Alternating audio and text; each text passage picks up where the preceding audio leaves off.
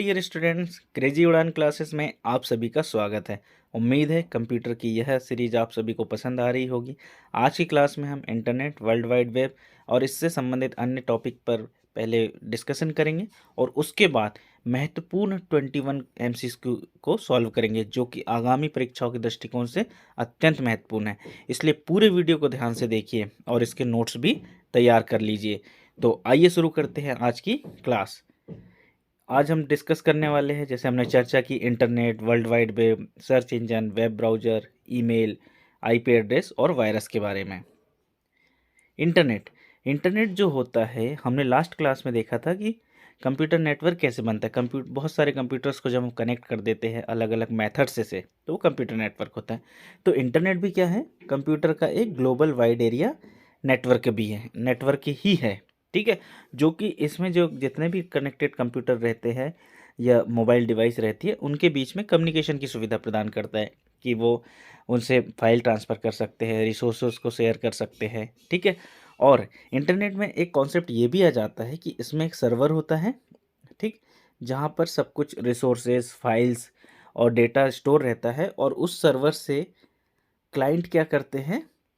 Data को, files को, resources को एक्सेस करते हैं। ठीक, जैसे कि हम आज मोबाइल के माध्यम से इंटरनेट एक्सेस करते हैं। ठीक है, तो आपका मोबाइल क्लाइंट है, आपका कंप्यूटर एक क्लाइंट है और वो सारी चीज़ें, जो भी डेटा है, ये कहाँ से एक्सेस हो रहा है आपका?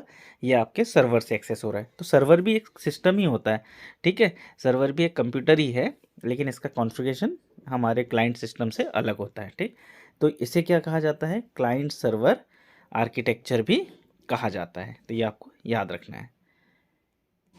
अगर हम बात करें तो जैसे कि हमने देखा ही था, 1969 में ARPANET पहला कंप्यूटर नेटवर्क था। तो ARPANET ही पहला इंटरनेट प्रोजेक्ट भी था। ठीक है, और इसे सर्वप्रथम किसने? विंटन ग्रे सर्फ और बॉब कान ने लाया था।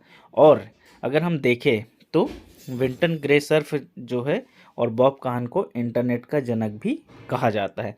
और अगर हम भारत के दृष्टिकोण से बात करें तो भारत में पहली बार जो इंटरनेट की सुविधा है वो विदेश संचार निगम लिमिटेड VSNL के द्वारा प्रारंभ की गई थी। ठीक है, और ये कब प्रारंभ हुई थी? 15 अगस्त 1995 को ये प्रारंभ हुई थी।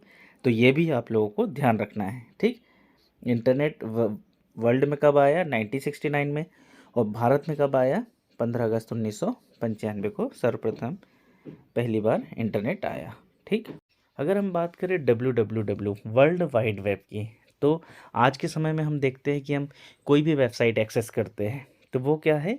वर्ल्ड वाइड वेब ही है। वर्ल्ड वाइड वेब से मतलब है कि ये बहुत सारे वेब पेजेस का समूह है। एक सर्वर होता है, सर्वर में कोई भी ऑर्गेनाइजेशन है, उदाहरण के लिए यूपीएससी है, यूपीएससी ने अपनी वेबसाइट बनाई हुई है। ठीक है, उस वेबसाइट को एक सर्वर पे होस्ट किया हुआ है। उस सर्वर से हम के माध्यम इंटरनेट के माध्यम से हम क्या करते हैं? उस वेबसाइट को एक्सेस कर सकते हैं और उस वेबसाइट के जो भी इंफॉर्मेशन वहाँ पे डाली जा रही है उन्हें हम देख सकते हैं। तो ये वर्ल्ड वाइड वेब है। अगर हम वर्ल्ड वाइड वेब की बात करें तो टिम बर्नर ली ने इसकी खोज की थी। ठीक है, और सर्वप्रथम जो सबसे पहला पेज है 1991 में ये प्रकाशित हुआ था। मतलब पहली जो वेबसाइट है 1991 में सामने आई थी। ठीक है, और यदि हम बात करें तो कई जगह पे ये 1989 भी लिखा होता है, लेकिन 1989 में उन्होंने बनाया था, लेकिन जो सर्वप्रथम जो वेबसाइट है या वेब पेज है वो 1991 में लॉन्च किया गया था। तो ये याद रखना है आपको। और ये अगर हम बात करें तो WWW जो है वो इंटरनेट का एक पार्ट है। ठीक है, इंटरनेट के अंदर बहुत सारी चीज़ें आती है, तो ऐसे ही एक चीज़ उसमें क्या है? वर्ल्ड वाइड वेब है। अगर हम बात करें वेब पेज की, तो वेब पेज क्या है? हम एक वेबसाइट खोलते हैं, उदाहरण के लिए आपने यूपीएससी की वेबसाइट खोली तो सबसे पहले आपको एक वेब पेज दिखता है, उस पर वेबसाइट का एक पेज दिखता है। ठीक है, तो यह एक क्या है? हाइपर टेक्स्ट डॉक्यूमेंट है जिसको HTML hyper text markup language में लिखा जाता है। अभी इसमें बहुत सारी इसके साथ अन्य लैंग्वेज भी यूज होती है, लेकिन बेसिक जो होता है इसका HTML ही होता है। तो ये इसको आपको याद रखना है, फुल फॉर्म भी। HTML का फुल फॉर्म क्या है? Hyper text markup language. एक वेब पेज में टेक्स्ट भी हो सकता है, जैसे हम देखते हैं कि लिखा हुआ होता है। यूट्यूब पे आप देखेंगे तो वीडियोज़ होते हैं, तो ऑडियो होता है, सब कुछ हो सकता है एक वेब पेज पे। ठीक है, अब अगर हम वेबसाइट की बात करें तो बहुत सारे वेब पेज हैं, जैसे ये एक वेब पेज है, फिर यहाँ आप खोलेंगे एक वेब पेज निकलेगा, ये ऐसे बहुत सारे वेब पेज जब मिल जाते हैं तो उसको वेबसाइट कहा जाता है। यहाँ आप देख सकते हैं यूनियन पब्लिक सर्विस कमीशन की ये वेबसाइट है। ये पहला पेज जो है इसका, ये कौन सा पेज कहलाता है? होम पेज कहलाता है, ठीक है। और इसे आप किसके माध्यम से एक्सेस कर सकते हैं? इंटरनेट के माध्यम से ही एक्सेस कर सकते हैं। अगर हम बात करें इससे संबंधित शब्दावलियों पे, तो सबसे पहला है यूआरएल, यूनिफॉर्म रिसोर्स लोकेटर। ये फुल फॉर्म में आपको याद रखना है। प्रत्येक वेबसाइट का एक एड्रेस होता है, जैसे हमारे घर का एड्रेस होता है, किसी के घर पे जाना हो तो उसके लिए एड्रेस आवश्यक होता है, बिना एड्रेस के आप नहीं पहुंच सकते, ठीक है। इसी प्रकार प्रत्येक वेबसाइट का एक एड्रेस होता है। जैसे कि आप यहाँ देख सकते हैं, अगर यूपीएससी की वेबसाइट आपको एक्सेस करनी है तो आप upsc.gov.in इसका एड्रेस है। ये जब आप वेब ब्राउज़र में टाइप करेंगे तो यूपीएससी की वेबसाइट खुलेगी, ठीक है। तो इसे क्या कहा जाता है? upsc.gov.in, mpionline.gov.in, ये सब क्या है? ये यूआरएल है, ठीक है। तो ये आपको याद रखना है, यूआरएल यूनिफॉर्म रिसोर्स लोकेटर। और ये यूनिक होता है, ये रिपीट नहीं हो सकता। ऐसा नहीं होता कि upsc.gov.in एक से अधिक हो जाए, ये यूनिक होता है, ये भी याद रखना है। अगर हम बात करें इंटरनेट से और भी संबंधित शब्दावलियों की, तो एक है HTTP, hyper text transfer protocol है ये। एक HTTPS है, hyper text transfer protocol secure है। SSL है, सिक्योर सॉकेट लेयर। और FTP है, फाइल ट्रांसफ़र प्रोटोकॉल। अगर हम जब भी कोई वेबसाइट एक्सेस करते हैं तो आप ध्यान से उसके देखिएगा, वेब ब्राउज़र में जो टॉप पे जहाँ पे उसका यूआरएल लिखा होता है, वहाँ पे लिखा आता है HTTP, उसके बाद इस टाइप से वेबसाइट का एड्रेस होता है। तो इस प्रोटोकॉल के माध्यम से ही कोई भी वेबसाइट एक्सेस की जाती है। अगर HTTP के साथ S लगा है, इसका मतलब है कि उस वेबसाइट में सिक्योर सॉकेट लेयर, ठीक है, SSL लगा हुआ है। इसका SSL का ये आशय होता है कि जब भी आप उस वेबसाइट पे कोई भी इंफॉर्मेशन एंटर करेंगे, फॉर एग्जांपल आप कोई एप्लीकेशन फॉर्म भरते हैं, तो हम उस वेबसाइट पे जानकारी एंटर कर रहे हैं, तो जब आप सबमिट करते हो कोई भी जानकारी, तो सर्वर तक वो जानकारी इनक्रिप्टेड फॉर्मेट में जाएगी, जिससे कि कोई उसको दूसरा एक्सेस नहीं कर सकता है। अगर कोई हैक करना चाहे तो वो भी उसको नहीं पढ़ सकता है। तो ये SSL वेरी वेरी इंपॉर्टेंट है। तो ये होता है, अगर HTTP है तो बिना इनक्रिप्टेड आपकी जानकारी जाएगी, और HTTPS है मतलब आपकी इनक्रिप्टेड फॉर्म में जानकारी सर्वर तक जाएगी। तो ये आपको याद रखना है, ठीक है।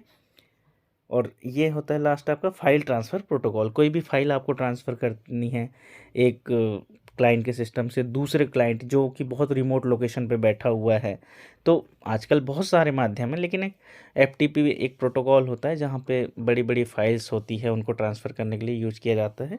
अगर आप इनके वो देखेंगे सॉफ्टवेयर्स, तो आप अगर सर्च करेंगे एक फाइल जिला, ठीक है, तो फाइल जिला एक प्रो सॉफ्टवेयर है जिसके माध्यम से हम क्या कर सकते हैं? फाइलें ट्रांसफ़र करते हैं। ये बहुत यूज होता है, जो प्रोग्रामिंग करते हैं और जो कंप्यूटर का मेन उपयोग करते हैं उनके लिए ये बहुत उपयोगी होता है FTP, ठीक है। आइए हम नेक्स्ट देखते हैं। अब हम बात करते हैं वेब ब्राउज़र की। हमने देखा कि एक वेबसाइट है, ठीक है, वर्ल्ड वाइड वेब है। वर्ल्ड वाइड वेब क्या है? वेब पेजों का कलेक्शन ही है, ठीक है। हम एक वेबसाइट को एक्सेस कर रहे हैं, लेकिन हम वेबसाइट को एक्सेस किसके माध्यम से करेंगे? उसके लिए भी कोई एप्लीकेशन लगेगी, उसके लिए भी कोई सॉफ्टवेयर लगेगा। तो बिना सॉफ्टवेयर के आप उसको नहीं खोल सकते वेबसाइट को।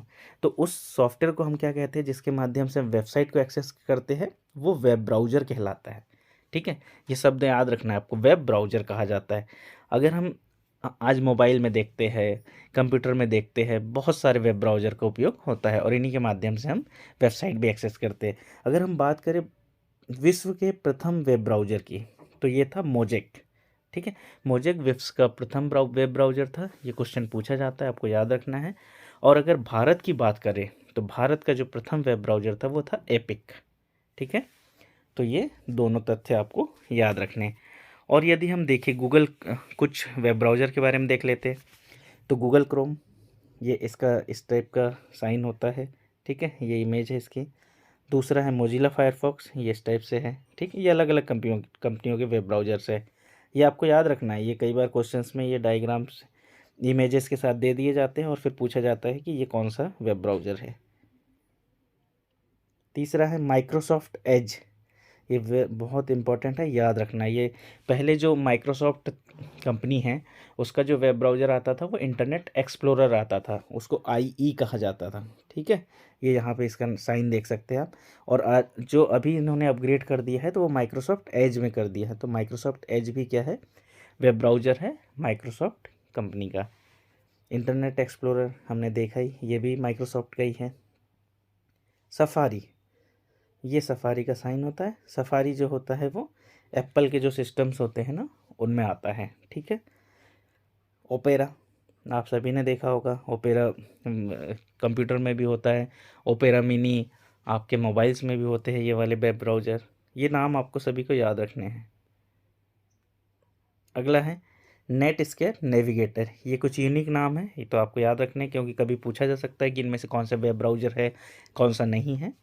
और ये भारत का पहला वेब ब्राउज़र है एपिक। और भी बहुत सारे वेब ब्राउज़र होते हैं, ऐसा नहीं कि इतना ही है, लेकिन ये मेन वेब ब्राउज़र है, इनके नाम आपको याद रखना है। आपसे ये पूछे जा सकते हैं, आप इसका स्क्रीनशॉट भी ले सकते हैं।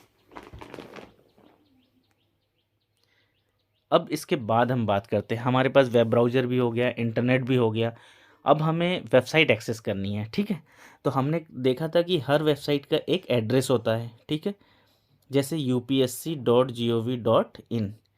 लेकिन ये आवश्यक नहीं है ना कि मुझे ये यूआरएल पता ही हो, ये यूआरएल मुझे नहीं पता होगी। ऐसे बहुत सारे संस्थान हैं कि जिसका मुझे सिर्फ नाम पता है लेकिन उनका यूआरएल मुझे पता नहीं है, तो मैं उसकी वेबसाइट कैसे एक्सेस करूँगा?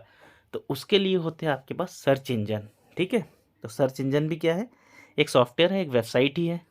ठीक, जो कि यूजर द्वारा जो कीवर्ड जो एंटर यूजर करता है इंटरनेट पे, उसके माध्यम से वो सूचना उसको सर्च करके प्रदान करते हैं। जैसे गूगल, ठीक है, गूगल में अगर मैं यहाँ लिखूँगा यूपीएससी, सिर्फ मुझे यूपीएससी लिखना, पूरा यूआरएल नहीं लिखना, और जैसे ही मैं सर्च करूँगा तो गूगल अपने सर्च इंजन के द्वारा आपको रिजल्ट दे देगा कि यूपीएससी से संबंधित जो जो वेबसाइट उपलब्ध है वो सब दे देगा, और टॉप पे वो देगा जिसको बार बार एक्सेस किया जाता है। ठीक है, तो आपके सामने एक क्लिक पे यूपीएससी की ऑफिशियल वेबसाइट भी आ जाएगी, upsc.gov.in।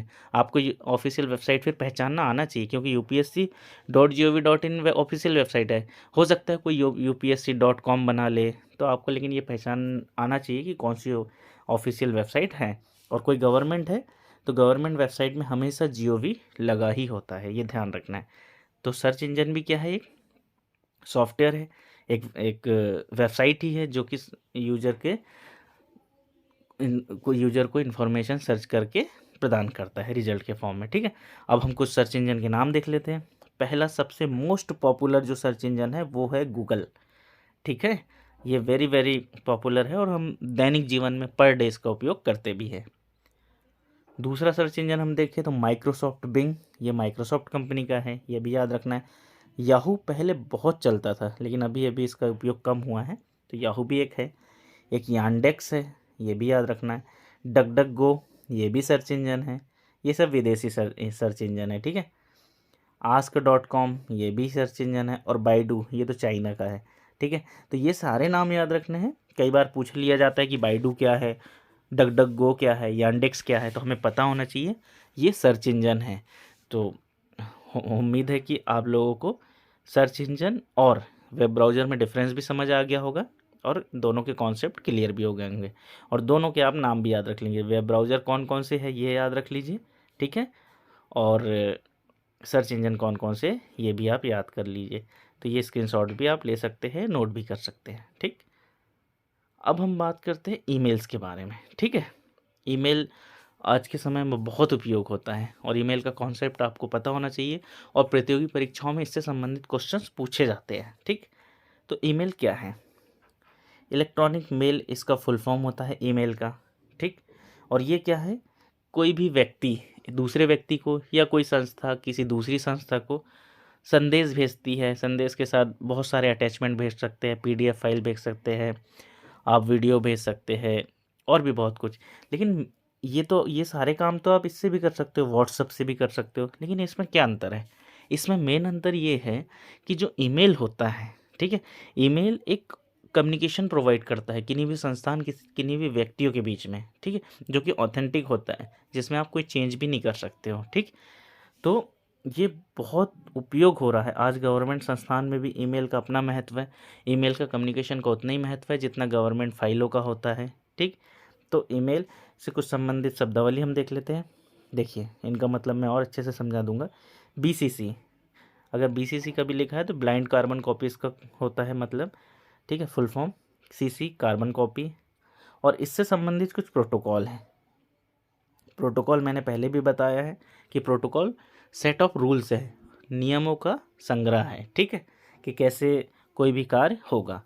तो SMTP simple mail transfer protocol, POP post office protocol, और IMAP internet message access protocol. ये तीनों प्रोटोकॉल आपको याद रखने हैं। आइए अब हम इनके कॉन्सेप्ट को समझ लेते हैं कि बीसीसी और सीसी है क्या। देखिए, ये है आपके पास जीमेल का स्क्रीनशॉट। ठीक, अगर यहाँ आप देखोगे तो जब भी हम कोई मेल नया किसी को प्रेषित करना चाहते हैं तो आप कंपोज पे क्लिक करते हैं। यहाँ पे ये है कंपोज, तो इस टाइप की एक विंडो ओपन होगी। सबसे पहले यहाँ लिखा हुआ है टू। टू का मतलब हम किसे भेजना चाहते हैं। ठीक है, आप किसी अपनी संस्था को भेज रहे हैं या अपने ऑर्गेनाइजेशन को भेज रहे हैं, किसी को भी मेल भेज रहे हैं। ठीक है, तो यहाँ उसका ईमेल एड्रेस आएगा। ठीक, ईमेल एड्रेस में @ लगता है पहले, आपको जो भी बनाना है। ठीक है, फॉर एग्जांपल जैसे क्रेजी उड़ान, तो क्रेजी उड़ान, फिर @ और फिर जिस भी कंपनी का वो है ईमेल, वो उसका एड्रेस। तो यहाँ हो जाता है gmail.com, है ना। ये जीमेल की जगह yahoo.com भी हो सकता है, .gov.in भी हो सकता है, बहुत कुछ हो सकता है। डिपेंड करता है कि वो ईमेल सर्विस किस संस्था की है। ठीक, तो टू में हो गया किसे भेजा जाना है। फिर यहाँ पे आप देखेंगे तो नीचे लिखा हुआ है सीसी। ठीक, तो सीसी का मतलब क्या है, कार्बन कॉपी। मैं किसी एक को भेज रहा हूँ, ठीक, लेकिन मैं चाहता हूँ कि प्रतिलिपि भी मैं दूसरे को दूँ, तो प्रतिलिपि इसको कहते हैं, कॉपी जो देना। तो यहाँ पे जो जिनको कॉपी देना है उनका ईमेल एड्रेस आ जाएगा। ठीक, तो जब भी ये ईमेल जाएगा तो ये इसको भी पता रहेगा कि इसको कॉपी गई है, और इसको भी पता रहेगा कि इसको टू में भेजा हुआ है। दोनों एक दूसरे को जान रहे हैं कि ये मेल उसके पास भी गया है और मेरे पास भी आया है। ठीक है, लेकिन अगर मैं किसी को बीसीसी में डाल दूँ, ठीक है, ब्लाइंड कार्बन कॉपी, तो जैसे ये टू में जिसको भेजा भेजा, और यहाँ मैंने किसी का ईमेल एड्रेस डाल दिया, तो यहाँ इसको ये नहीं पता चलेगा कि ईमेल एड्रेस इसको भी गया है, दोनों को नहीं पता होगा। ठीक है, तो ये छुपा लेना है, मतलब हमने कॉपी किसको दी है वो सेंडर रिसीवर को पता नहीं चलती है। ये टू वाले को ये नहीं पता चलेगा कि कॉपी किसको भेजी गई है। ठीक है, और ये होता है सब्जेक्ट। यहाँ सब्जेक्ट मतलब किस संबंध में जा रहा है वो लिख दीजिए, और ये मेल बॉडी है, यहाँ पे आप जो भी लिखना चाहे लिख दीजिए। और यहाँ पे ये देखिए, ये यहाँ से आप अटैचमेंट लगा सकते हैं, कोई भी फाइल भेजना है, कुछ भी भेजना है, और जैसे ही सेंड पे क्लिक करेंगे उसको ईमेल चला जाएगा।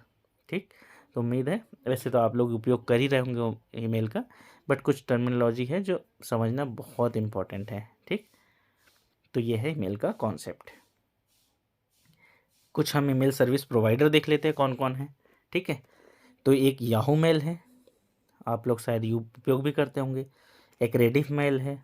ठीक, जीमेल है जिसका उपयोग अधिकतर लोग करते ही हैं। हॉटमेल है, ठीक है, जो माइक्रोसॉफ्ट का है। और एक एनआईसी मेल है, जो गवर्नमेंट के जो भी संस्थान हैं ना, वो इसी मेल का उपयोग करते हैं। ठीक है, ये जो एनआईसी का मेल है इसी का उपयोग गवर्नमेंट संस्थान करती है, बहुतायत उपयोग हो रहा है। ठीक है, ये सिर्फ गवर्नमेंट के जो एम्प्लॉय है उन्हीं के लिए उपयोग में है, और ये सारे ओपन है, कोई भी इनका उपयोग कर सकता है।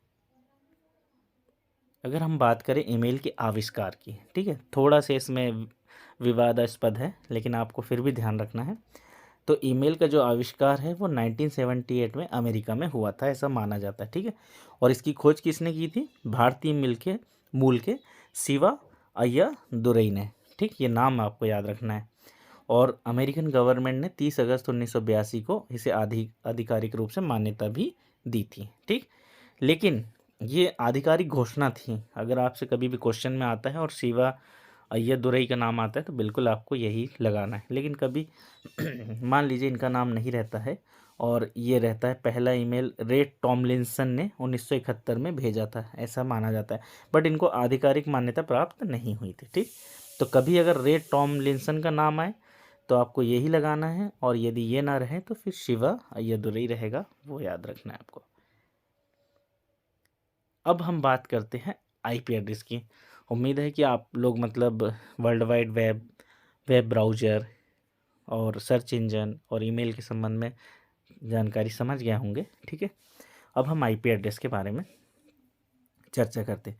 आईपी एड्रेस क्या है? आईपी एड्रेस इंटरनेट पर यूज़र की पहचान होती है। यूज़र की मतलब आपके पास मोबाइल है, ठीक है, मोबाइल से आप इंटरनेट चला रहे हैं, तो एक आईपी एड्रेस, एक लॉजिकल एड्रेस आपको, जो भी सर्विस प्रोवाइडर है आपका, जियो हो, जो भी हो, जो इंटरनेट सर्विस प्रोवाइडर है, वो आपको एक ईमेल, हाँ, आईपी एड्रेस प्रोवाइड करता है। वो आपको नहीं दिखेगा, आप देखना चाहे तो देख सकता है, वैसे सेटिंग्स में होता है वो सब कुछ, ठीक है, लेकिन एक बिना आईपी एड्रेस के आप इंटरनेट नहीं चला सकते। ठीक, ये आपकी पहचान है। अगर आप कुछ भी एक्सेस कर रहे हैं आपके मोबाइल के माध्यम से इंटरनेट पे, तो वो आइडेंटिफाई हो सकता है कि किस यूज़र ने एक्सेस किया है। ठीक है, तो ये एक लॉजिकल पहचान होती है इंटरनेट पे। ठीक, अगर हम इसकी बात करें आईपी एड्रेस की, तो जो आईपी एड्रेस की रेंज होती है वो 0 से लेकर 255 तक होती है आईपी वर्जन 4 में। अभी इसको नेक्स्ट स्लाइड में देखेंगे हम। ठीक, तो यहाँ आप समझ सकते हैं कि आईपी आईपी एड्रेस क्या है। आईपी का तो पहली बात फुल फॉर्म है इंटरनेट प्रोटोकॉल, ठीक है, और ये एक कंप्यूटर का, मोबाइल का, जो भी इंटरनेट से कनेक्ट है उनका एक लॉजिकल एड्रेस है, जो इंटरनेट में उनकी पहचान को सुनिश्चित करता है। तो आपको ये ध्यान रखना है। ठीक, अगर हम बात करें आईपी एड्रेस की, तो आईपी एड्रेस के दो वर्जन हैं, एक आईपी वर्जन 4 है, एक आईपी वर्जन 6 है। तो पहले वर्जन 4 के बारे में देख लेते हैं। IP version 4, internet protocol version 4, ठीक है, इसमें जो आईपी एड्रेस होता है वो 32 बिट का होता है। ठीक है, कितने बिट का होता है? 32 बिट का। हमने देखा था कि कंप्यूटर क्या समझता है, मशीन लैंग्वेज को, तो 32 बिट कैसे हो जाएगा, 000 111 इस टाइप के, है ना, तो ऐसे टोटल 32 बिट का होगा। लेकिन अगर हम इसकी ऑक्टल में नंबर में बात करें, क्योंकि हम तो 001 को उतना नहीं समझ पाएंगे, तो हमारे लिए ये ऑक्टल नंबर सिस्टम है। तो ऑक्टल नंबर सिस्टम में इस तरह से आईपी वर्जन 4 एड्रेस को लिखा जाता है। ये 4 पार्ट होते हैं इसके, ठीक है, ये पहला पार्ट है, ये दूसरा पार्ट है, ये तीसरा और ये चौथा। इस तरह से ये आईपी वर्जन 4 का एड्रेस लिखा जाता है। ये जितनी भी चारों वैल्यूज़ है, इनका कोई भी अंक 0 से छोटा और 255 से बड़ा नहीं हो सकता। ये याद रखना है आपको। अगर मैं लिख दूँ 192.168.10.256, तो ये आईपी एड्रेस रॉन्ग हो जाएगा। इसे आपका सिस्टम एक्सेप्ट ही नहीं करेगा, क्योंकि यहाँ पर ये 256 हो, 255 से बड़ा हो चुका है। तो ये चारों नंबर किससे बड़े नहीं हो सकते, 255 और 0 से छोटे नहीं हो सकते। ये याद रखना है। आता है एग्जाम्स में, पूछा जाता है कि आईपी एड्रेस के 4 फॉर्मेट्स दे देंगे और आप एक आध नंबर आपका कोई 255 से बड़ा कर देंगे और आपसे पहचानने को बोलेंगे कि पहचानिए कि इसमें कौन सा वैलिड आईपी एड्रेस नहीं है। ठीक है, तो आपको ये कॉन्सेप्ट पता होना चाहिए। अगर हम आईपी वर्जन 4 की क्लास की बात करें, तो आईपी वर्जन 4 को कुल 5 क्लास में डिवाइड किया गया है। ठीक, तो इनको क्या बोलते हैं, ABCDE बोलते हैं। ये आप कॉमन याद रख सकते हैं। जो 0 से 126 तक होता है, मतलब पहला वाला जो एड्रेस होता है, हम अभी लिख रहे थे ना 10 डॉट, ये 4 पार्ट में लिखेंगे, तो ये पहला वाले एड्रेस की यहाँ बात हो रही। तो 0 से 126 के बीच में लिखा है यहाँ पे, तो इसका मतलब वो क्लास A का एड्रेस है। अगर 127 से लेकर 191 तक लिखा है, तो हम बोलेंगे कि क्लास B का एड्रेस है। 192 से ये 223 तक लिखा है, तो ये क्लास C का एड्रेस है। 224 से 239 क्लास D का एड्रेस है, और 240 से 255 क्लास E का एड्रेस है। तो ये आप स्क्रीनशॉट ले सकते हैं इसका, ठीक है। और यहाँ पर ये 127 है, ठीक है, तो ये आपको याद रखना है। ये क्लास आप याद रख सकते हैं, कभी हो सकता है पूछा जा सकता है कि कौन सा आईपी एड्रेस किस क्लास का है, तो ये क्लास आपको पता होनी चाहिए। अब नया जो अपग्रेडेड वर्जन आया है आईपी एड्रेस का, वो है आईपी वर्जन 6, ठीक है। तो आईपी वर्जन से हमने देखा था कि वहाँ आईपी वर्जन 4 में 32 बिट का होता था आपका आईपी एड्रेस, लेकिन यहाँ पर क्या हुआ, 128 बिट का होता है, ठीक है। और वहाँ पे जो रेंज थी वो 0 से लेके 255 तक थी, और यहाँ रेंज कितनी है, 0 से लेके 65,535 तक, और इसको इस फॉर्मेट में लिखा जाता है, ठीक है। ये हेक्साडेसिमल फॉर्मेट है, ठीक। तो ये अधिकतर लेकिन एग्जाम्स में आपका आईपी वर्जन 4 ही पूछा जाता है, तो आपको याद रखना है। अब हम डिस्कस कर लेते हैं कंप्यूटर वायरस के बारे में। अब वायरस का नाम सुनते ही हमारे दिमाग में आता है कि वायरस कोई भौतिक रूप से उपस्थित कोई जीव है, ठीक है, लेकिन ऐसा नहीं है। ये कंप्यूटर वायरस है, ठीक है। कंप्यूटर वायरस क्या है? कंप्यूटर प्रोग्राम ही है, ठीक। ये एक प्रकार का मान लीजिए सॉफ्टवेयर ही है, ठीक है। तो ये आपको दिखाई भी नहीं देगा, ठीक। तो कंप्यूटर वायरस जो होते हैं कंप्यूटर प्रोग्राम ही होते हैं, और जिनका इनका उद्देश्य ये होता है कि जो दूसरों के कंप्यूटर में जो डेटा है और फाइल्स है उनको नुकसान पहुंचाना है, उनको डिलीट करना है। आपके सिस्टम की जो रिसोर्स है, अलग रिसोर्सेज जैसे मेमोरी है, उनको कंज्यूम करना है ताकि आपकी स्पीड सिस्टम की स्पीड स्लो हो जाए, ठीक है। अब ये क्यों बनाते हैं इस टाइप के प्रोग्राम्स? क्योंकि इनका उद्देश्य ये होता है, आजकल आपने देखा होगा रैंसमवेयर के बारे में सुना होगा। रैंसमवेयर भी एक कंप्यूटर वायरस है जो कि अगर आपके कंप्यूटर में आ जाए तो आपकी सारी फाइलें लॉक कर देता है, ठीक है। और फिर फाइलें लॉक करके ये क्या करते हैं? उससे फिरौती की मांग करते हैं। तो ये इनका उद्देश्य है कि फिरौती की मांग करना या दूसरों के सिस्टम्स को नुकसान पहुंचाना, ठीक। और फिर एक उद्देश्य ये भी है कि अगर कंप्यूटर वायरस बनेगा तो उसका एंटीवायरस भी बनेगा, तो एंटीवायरस की बिक्री बढ़नी चाहिए, ठीक। तो ये कहीं ना कहीं मिले जुले इनके उद्देश्य होते हैं। तो आपको याद रखना है कंप्यूटर वायरस क्या होता है? एक कंप्यूटर प्रोग्राम ही होता है। अगर कभी आपसे पूछा जाए एग्जाम्स में तो आपको ये ध्यान रखना है। अगर हम इसका फुल फॉर्म देखें वायरस का, ठीक, कंप्यूटर वायरस का, तो इसका फुल फॉर्म होता है vital information resource under seize. ये आपको याद रखना, बहुत बार परीक्षाओं में पूछा गया है, ठीक है। Vital information resources under seize. अब हम बात करते हैं एंटीवायरस। एंटीवायरस क्या होते हैं?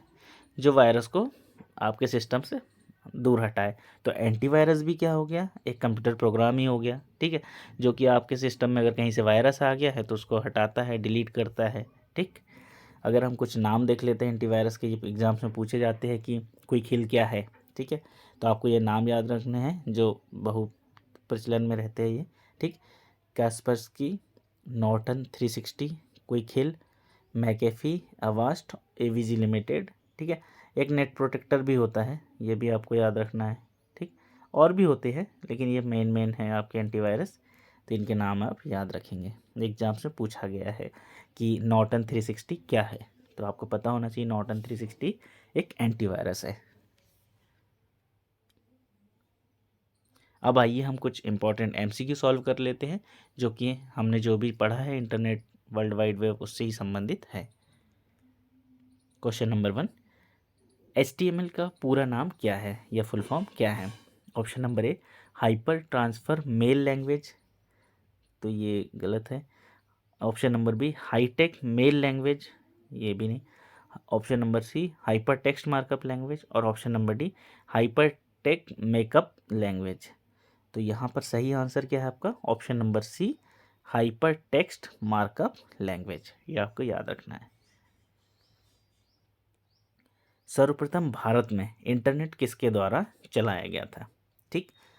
Option number A BSNL, option number B IETF, option number C inter NIC, option number D VSNL। तो इसका करेक्ट आंसर है VSNL, option number D, Videsh Sanchar Nigam limited.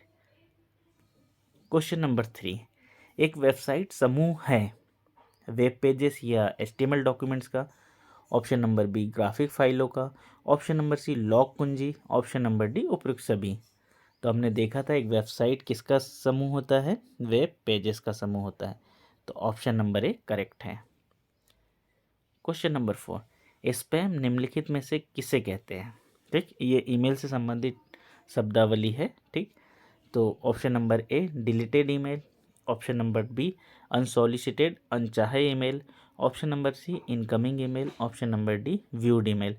तो स्पैम जो होते हैं वो अनसॉलिसिटेड मतलब अनचाहे मेल, जिन्हें हम नहीं चाहते फिर भी वो आ जाते हैं, जैसे ऐड का हो गया, कोई वायरस भेज रहा है, तो ये स्पैम कहलाते हैं। आप देखेंगे आपके ईमेल में एक स्पैम या जंक के नाम से एक फ़ोल्डर भी होता है, तो उसमें जाके ये सेव होते हैं, ठीक है। तो इन्हें नहीं खोलना चाहिए, इनमें वायरस भी हो सकते हैं। क्वेश्चन नंबर 5, किसी वेबसाइट को एक्सेस करने पर सबसे पहले जो पेज दिखाई पड़ता है उसे क्या कहते हैं? ठीक। Option number A master page, option number B home page, option number C first page, option number D banner page. Confuse हो सकते हैं आप, शायद मास्टर पेज भी लगा सकते हैं, नहीं पता हो, तो हमने डिस्कस किया था, उसे क्या कहा जाता है, home page. Option number B correct है। क्वेश्चन नंबर 6, भारत में इंटरनेट की शुरुआत कब हुई? ऑप्शन नंबर ए 15 अगस्त 1995, ऑप्शन नंबर बी 9 अगस्त 1995, ऑप्शन नंबर सी 15 अगस्त 1994, ऑप्शन नंबर डी 7 अगस्त 1994। करेक्ट आंसर है 15 अगस्त 1995। किसने किया था? VSNL, Videsh Sanchar Nigam limited. Question number 7, internet से संबंधित FTP शब्द का पूरा नाम क्या है? Option number A file transfer protocol, option number B file transfer problem, option number C file transfer previous, option number D file transfer perfect. Correct answer है file transfer protocol. Question number 8, www से शुरू होने वाला पता किससे संबंधित रहता है? ठीक है, ऑप्शन नंबर ए मॉडेम से, ऑप्शन नंबर बी इंटरनेट से, ऑप्शन नंबर सी टेलीफोन से, ऑप्शन नंबर डी वेबसाइट से। तो www.mppsc.gov.in, www.upsc.gov.in, ये किसके एड्रेस है? सारे वेबसाइट के। क्वेश्चन नंबर 9, वेबसाइट का एड्रेस निम्नलिखित में से क्या कहलाता है? Option number A user ID, option number B URL, option number C time stamp, option number D उपयुक्त सभी। करेक्ट आंसर है यूनिफॉर्म रिसोर्स लोकेटर, URL कहते हैं हम उसे। क्वेश्चन नंबर 10, ईमेल का पूरा नाम क्या है?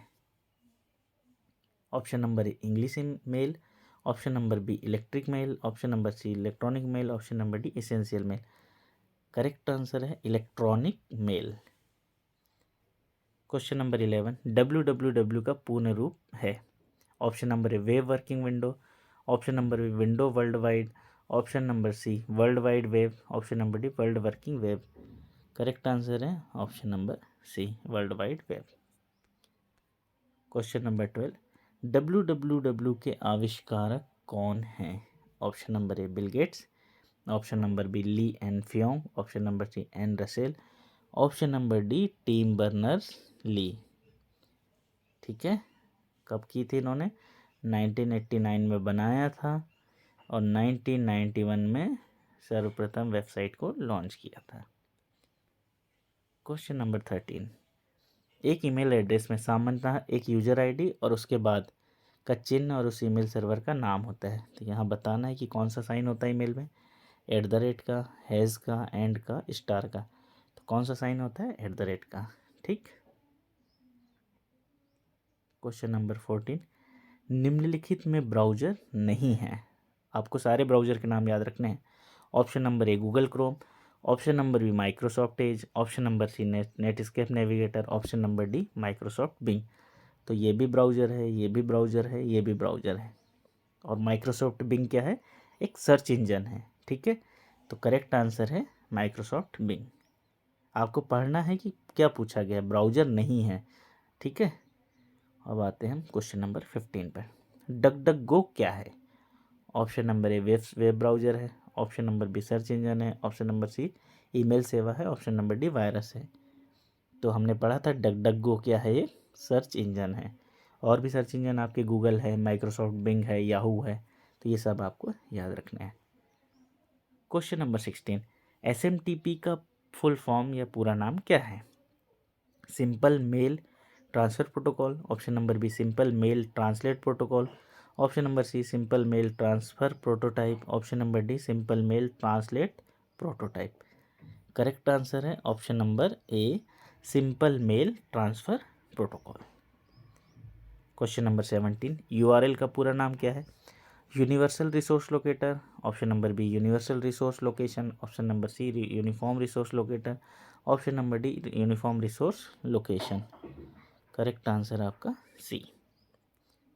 क्वेश्चन नंबर 18, पहला वेब ब्राउज़र कौन सा था विश्व का? Option number A Google Chrome, option number B Opera, option number C Mosaic, option number D Microsoft Explorer. Correct answer है Mosaic, option number C. Question number 19, IP version 4 में address कितने bit का होता है? 8 बिट, 16 बिट, 32 बिट या 64 bit? Correct answer था 32 bit.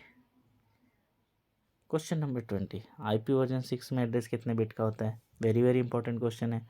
16 option number B 64, option number C 32, option number D 128। Correct answer है 128। अब आज के प्रश्न हम देख लेते हैं, इनके जवाब आपको कमेंट बॉक्स में देने हैं। वायरस का फुल फॉर्म क्या है?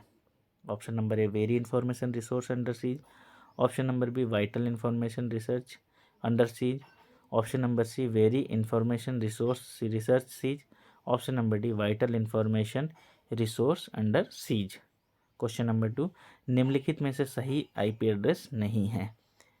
Option number A 192.168.254.255, option number B 198.168.256.255, option number C 192.168.10.255, option number D 192.168.253.255। तो इन दोनों प्रश्नों के जवाब आप कमेंट बॉक्स में देना ना भूलें। तो उम्मीद है फ्रेंड्स आप सभी को आज की क्लास पसंद आई होगी। तो वीडियो को लाइक और शेयर करना ना भूलें, और यदि आपने अभी तक चैनल को सब्सक्राइब नहीं किया है तो चैनल को सब्सक्राइब कर लीजिए, ताकि हमारे नए वीडियो के नोटिफिकेशन आपको मिलते रहे। नेक्स्ट वीडियो के साथ जल्द मिलेंगे। जय हिंद,